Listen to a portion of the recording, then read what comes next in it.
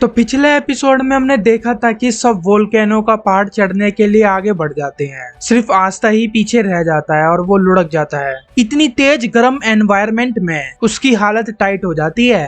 मैरिलियोना आस्था को वापस जाने को बोलती है, कहती है कि तुम बस लक के भरोसे ही बैठे रहना कि एक दिन किस्मत से तुम विजर्ड किंग बन जाओ। आस्था कहता है विजर्ड किंग कोई किस्मत से नहीं बनता, और वो पहाड़ चढ़ने के लिए दोबारा से खड़ा हो जाता है।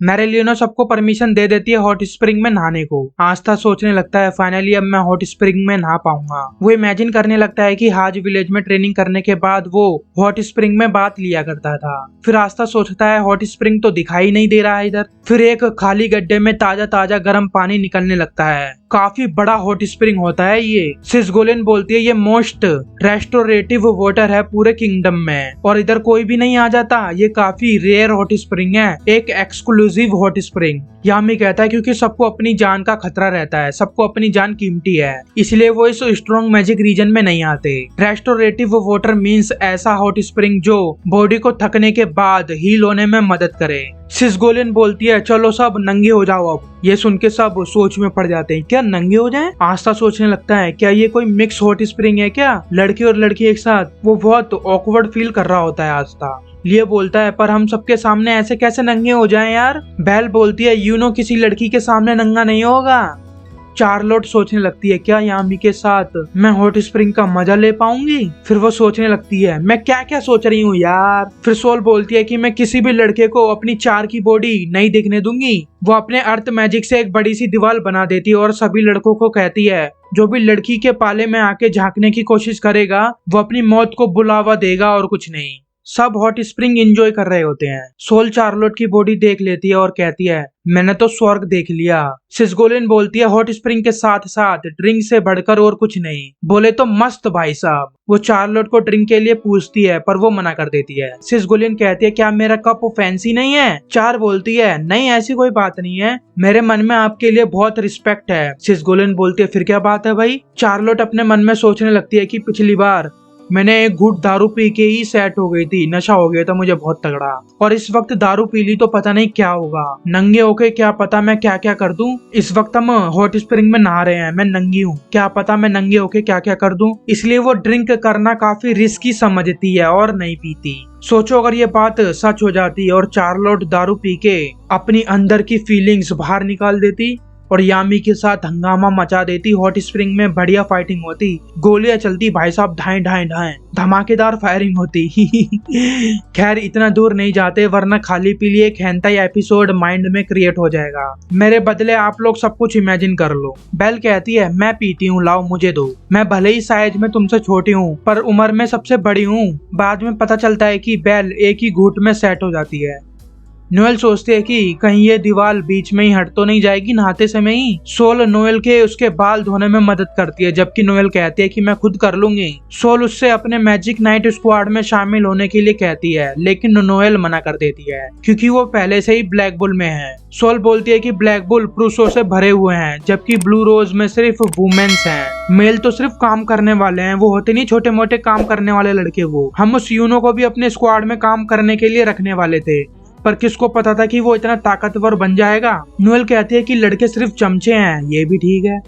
चार्लोट यामी के बारे में इमेजिन करने लगती है कि वो उस साइड एकदम नंगा होगा और बात ले रहा होगा और आगे क्या क्या वो सोच सकती है आप लोगों को अच्छे से अंदाजा लग ही गया होगा। वो इमेजिन करते करते ही ढेर हो जाती है। सोल उसको हवा करती है क्या हो गया तुम्हें?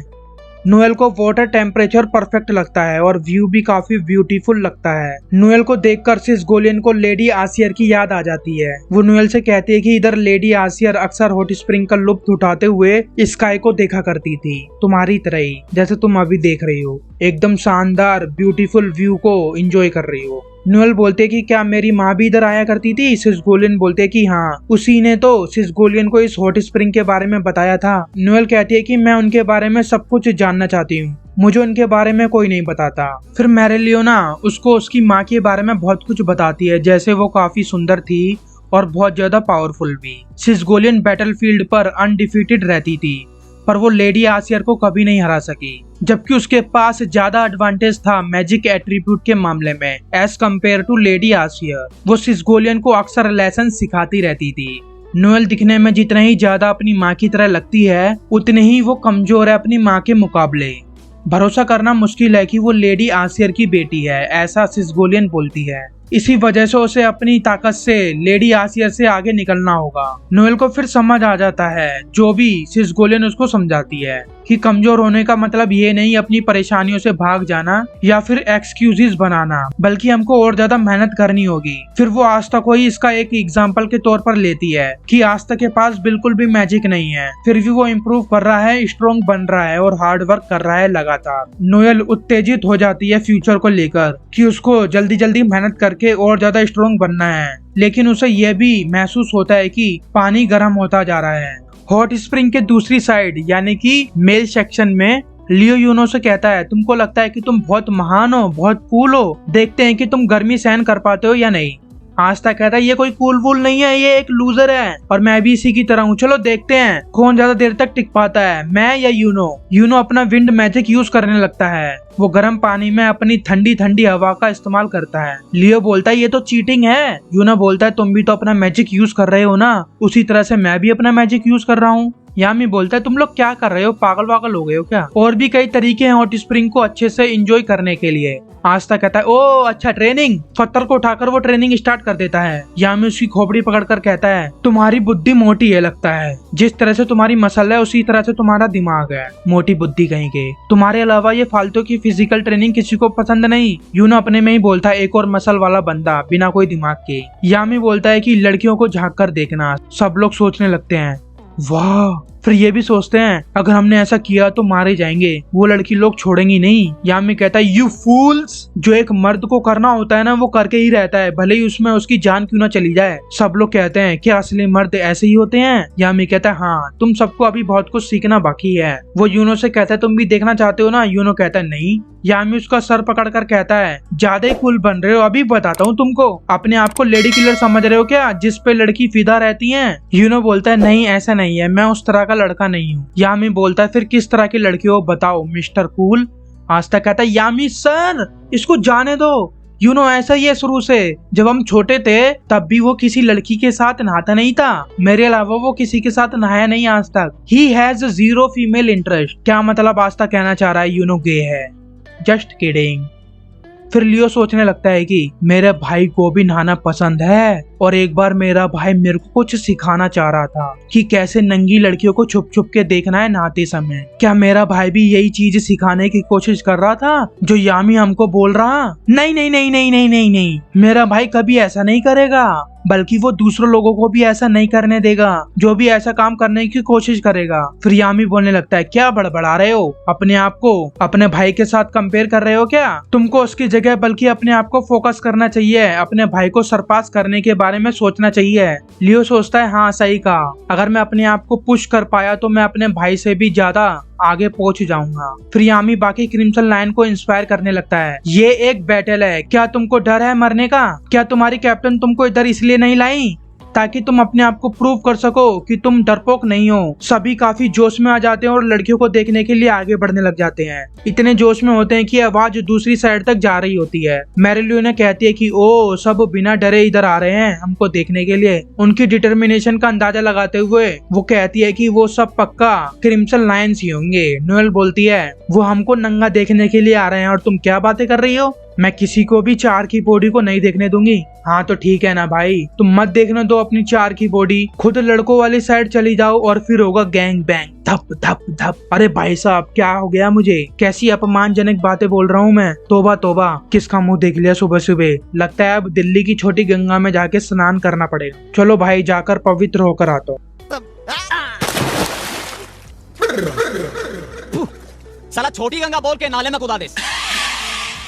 नॉक नॉक, कोई है? मैं वापस आ गया। छोटी गंगा में स्नान करके नहाकर आ गया। पवित्र इंसान, मासूम सा बच्चा हूँ मैं, बिगाड़ो मत मुझे सब बच्चे। पता नहीं क्या क्या चीज दिखा रहे हैं और क्या क्या एक्सप्लेन करवा रहे हैं। खैर मैं आपके लिए इतना तो कर ही सकता हूँ, बस बदले में मेरे लिए चैनल को सब्सक्राइब कर देना, वीडियो को लाइक कर देना, ढेर सारे कमेंट कर देना, हो सके तो अपने दोस्तों में शेयर भी कर देना जो एनीमे देखने का शौक रखता हो। खैर अपने वीडियो पर आते हैं। अब सोल अपने मैजिक से दीवार को और बड़ा कर देती है। दीवार बड़ी होने के बाद भी लड़कों का जोश खत्म नहीं होता और वो दीवार चढ़ने लगते हैं। जहाँ यूनो उनको देखकर कहता है वाओ अनबिलीवेबल, कैसी हरकतें हैं ये। वहीं यामी उनको देखकर बहुत जोर जोर से हंस रहा होता है और आस्था से कहता है ओए तुमने आज एक नया मूव सीखा है ना, डेविल पावर यूज करना सीखा है ना, तो चलो जाओ और लड़कियों को देखकर अपने आप को एक मर्द बना लो। पर आस्था तो बिजी होता है भाई साहब हॉट स्प्रिंग में सिस्टर लिली के बारे में सोचने में और जोर से चिल्लाकर कहता है मैंने अपना दिल पहले ही किसी को दे दिया है, मैं उसको धोखा नहीं दूंगा, मैं किसी और लड़की को नहीं देखूंगा। और इसी के साथ ये एपिसोड यहीं समाप्त हो जाता है। तो भाई तुम भी क्या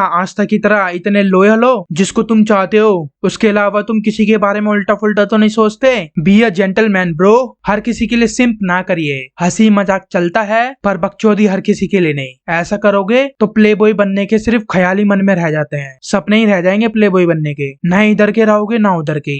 अरे क्या हो गया भाई, मैं कैसी बकचोदी कर रहा हूँ आजकल। तो दोस्तों इसी के साथ ये एपिसोड यहीं समाप्त होता है। तो ये एपिसोड आपको कैसे लगा अच्छे से बताइए कमेंट करके। मैंने ये एपिसोड आपके लिए कितना डिटेल में एक्सप्लेन किया है भाई साहब, इसके लिए एप्रिसिएशन तो बनता है यार। तो जल्दी से सपोर्ट दिखाइए और जल्दी से जल्दी मेरे दूसरा चैनल सब्सक्राइब कर लीजिए। जितनी भी वीडियोस ब्लैक क्लोवर की इस चैनल पर ब्लॉक हो चुकी है मैं उस चैनल पर अपलोड करूंगा यार। अभी नहीं किया है, मैंने कई बार बोला है वीडियोस में, अभी किया नहीं है पर मैं जल्दी कर दूंगा। तो जाके पहले आप सब्सक्राइब तो करो, मैं लिंक डिस्क्रिप्शन में दे दूंगा। तो जल्दी मिलेंगे नेक्स्ट एपिसोड में। जय हिंद।